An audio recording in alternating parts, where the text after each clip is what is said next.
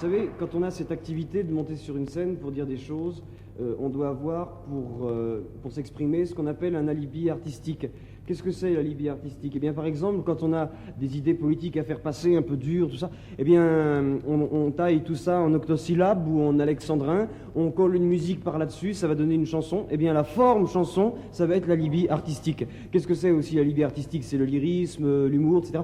C'est ce qui nous permet, c'est ce qui fait qu'on parle de nous dans les journaux, à la radio, à la télé, etc. Enfin, c'est absolument nécessaire pour s'exprimer, mais c'est pas suffisant, naturellement. Parce que si c'était suffisant, il suffirait de faire des chansons pour s'exprimer. Or, il n'en est absolument pas question, naturellement. Il n'y a que les hommes politiques qui ont le droit de s'exprimer comme ça. Accru, Barre, Chirac, Marchais, Mitterrand. Il n'y a que ces gens-là qui ont le droit de faire de la politique. C'est normal qu'ils aient le droit d'en faire, puisque eux, quand ils en font, c'est pas subversif.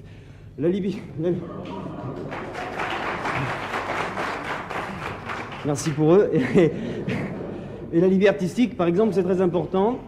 C'est très important parce qu'il y a quelque temps, il y a environ 2 ans à Paris, un spectacle a été bouclé par le ministère de l'Intérieur pour la raison suivante, c'est que c'était de la pornographie sans alibi artistique. Qu'est-ce que ça veut dire? Ça veut dire qu'il y a encore aujourd'hui des gens qui décident pour nous de ce qui est artistique et de ce qui ne l'est pas. Là où je voulais en venir, c'est que le texte que je vais dire maintenant n'a lui absolument aucun, mais vraiment aucun alibi artistique. C'est quelque chose que j'ai écrit à plat comme ça, c'est pas de la poésie, il n'y a pas de musique dessus, c'est quelque chose que j'avais envie de communiquer le plus simplement possible aux gens. Voilà le temps qui vient où l'on ne sait plus où aller, où l'on essaye désespérément de rentrer en soi-même pour retrouver les autres. Plus rien ne tient dans une formule rassurante, tout s'accroche à tout. Voilà le temps qui vient où l'on ne sait plus où aller. Je suis au bord de la mer mousse, on dit que c'est de l'écume, moi je dis que c'est du shampoing, au foutre de baleine, qui vient lessiver nos espoirs démesurés, nos espoirs immenses, nos espoirs très grands, nos espoirs moyens, nos espoirs petits, nos espoirs minables, nos espoirs, quoi. Je suis au bord de la mer mousse, toi tu dis que c'est du shampoing, au foutre de baleine, moi je dis que c'est de l'écume à tes lèvres, qui suce une baleine démesurée, une baleine immense, une baleine très grande, une baleine moyenne, une baleine petite, une baleine minable, une baleine, quoi, de toute façon, voilà le temps qui vient où l'on ne sait plus où aller, plus rien ne tient dans une formule rassurante, tout s'accroche à tout. Assumez ce lien qui relie toutes les choses entre elles. Voilà la quête.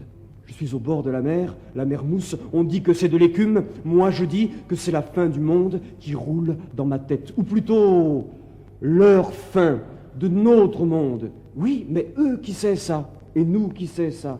Eh bien, eux, ce sont ceux qui disent, après avoir tout sali, que le monde maintenant est dégueulasse avec ses cheveux longs en forme d'ailes, englués par le pétrole qu'ils déversent eux-mêmes au fond des mers. Nous, on a les pieds dans la merde, le cœur serré par la peur de ce vieux monde, avec sa civilisation reptilienne en perdition, au battement de queue terrible, meurtrier. 14-18, 39-45, le prochain sursaut transformera la planète en fosse commune. Alors maintenant, on peut plus faire de cadeaux. C'est l'impossible ou la mort, parce que hier et aujourd'hui, c'est pareil. Hier, le roi et sa gente dame, le fric, le clergé, l'armée, et le niveau de vie qui monte, qui monte, qui monte, s'élève-t-il trop doucement pour le goût des bourgeois? Hop, une révolution, et le niveau de vie qui monte avec les empires, la restauration, les républiques, quelques guerres pour occuper les oisifs, sortir des crises économiques et maintenir l'idée de l'autorité dans la tête des masses, et le niveau de vie qui monte, qui monte, qui monte, qui monte, je suis au bord de la mer mousse, on dit que c'est de l'écume, moi je dis que c'est le niveau de vie qui vient se fracasser contre le rocher de l'ennui.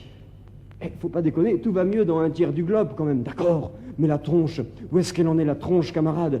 Et les 2 autres tiers, où est-ce qu'ils en sont, camarades? Mais après qui en avez-vous? À qui parlez-vous comme ça? J'en ai contre eux et contre nous, parce que hier et aujourd'hui c'est pareil, mais aujourd'hui et demain, ça ne peut plus être pareil. Je suis au bord de la mer mousse, on dit que c'est de l'écume, moi je dis que c'est la mer qui clame, qu'elle a mal à son équilibre biologique. Écoute le chant de mort des baleines, écoute ces crétins qui nous disent: il y a des terrains, radioactivité naturelle, supérieure à la moyenne, sur lesquels les gens vivent sans dommage depuis des millénaires. Eh bien, la radioactivité de l'environnement d'une centrale ne sera pas supérieure à celle de ces terrains. Alors...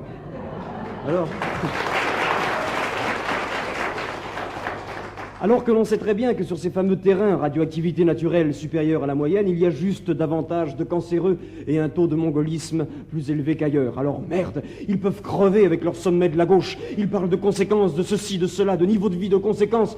Mais des causes, ils n'en parlent jamais des causes. Parce qu'elles sont tabous, les causes, comme l'Église catholique.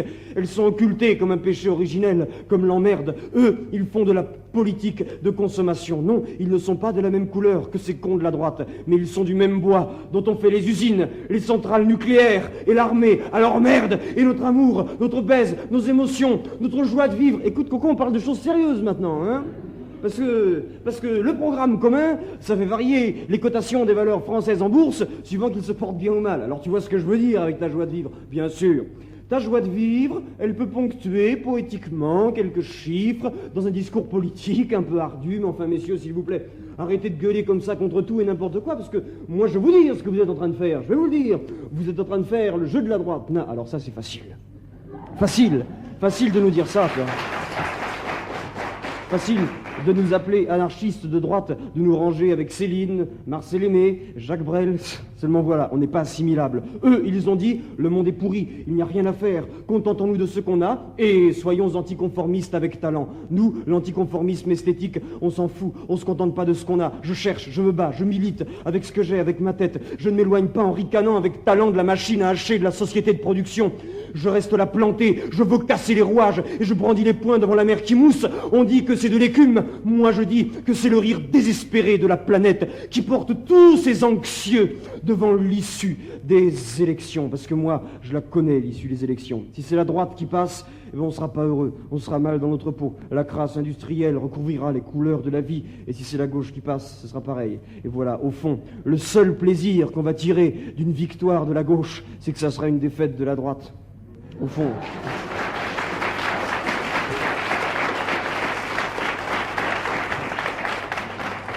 Au fond, les Français sont tous d'accord, ils sont d'accord pour voter, et c'est le principal. Attention, il ne faut pas se faire baiser, parce que moi aussi, quand je lis mon journal tous les matins, j'ai mes préférés, et je compte les points, mais c'est dangereux de compter les points. On commence comme ça, et on finit comme un con de supporter. Il ne faut pas se faire prendre au jeu de la politique, sinon un jour tu te mets à crier « Allez Mitterrand, on chiotte Giscard tous les 7 ans, allez la gauche, on chiotte la droite tous les 4 ans, en attendant la retraite entre l'usine et la télé. » Eh ben non, il faut savoir que ces gens-là ne sont plus viables. Le monde est devenu trop intelligent pour ces taupes abrutis qu'on a toujours foutus en nos pyramides hiérarchiques.